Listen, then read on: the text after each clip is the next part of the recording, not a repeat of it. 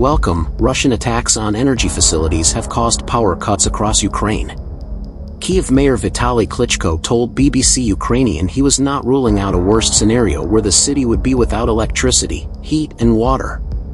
President Volodymyr Zelensky's office later reported that electricity is supplied to all regions of Ukraine. The objects of critical infrastructure were revived first, said Kyrylo Tymoshenko, deputy head of the presidential office.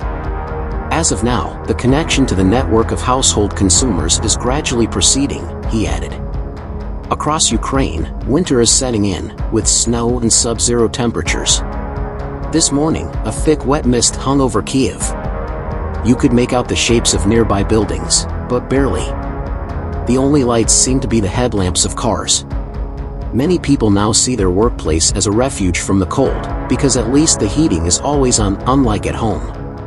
But many in Kyiv seem matter-of-fact about the hardships they are facing, finding ways to work around it.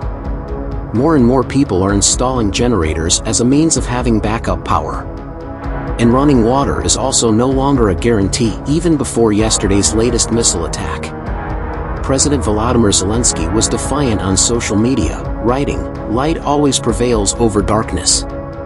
He said Russian occupiers would never understand this, existing for a long time in an impenetrable darkness themselves. In the western city of Lviv, power, water and heat have been restored, after it was left entirely without electricity, according to its mayor Andriy Sadovyi. But he said there would still be planned blackouts in parts of the city. Russia has been targeting missiles at Ukraine's energy network for weeks, with rolling power cuts becoming part of everyday life for millions of Ukrainians. In the capital, there has been huge disruption to mobile communication, with many unable to even make voice calls. Residents of high-rise blocks cannot cook food without electricity, and ordering online is a challenge too, given unstable internet access.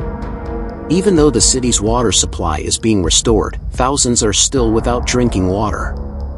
And supermarkets are struggling to accept card transactions. The problems follow 70 missile strikes across Ukraine on Wednesday, according to Mr. Zelensky. 10 people were killed, said Interior Minister Denis Monastyrsky, and 3 nuclear power plants were closed. Officials say they will be up and running again by Thursday evening, which should help to ease supply issues. More than half of neighboring Moldova also had its electricity cut, but power was restored in much of the capital Chisinau within a few hours. The country's foreign ministry has reportedly summoned the Russian ambassador and in a statement decried the dramatic consequences for Moldova of Russia's brutal bombing of Ukraine. In an address to the UN Security Council, Volodymyr Zelensky accused Moscow of an obvious crime against humanity. Millions had been left in the cold without heating, water or energy.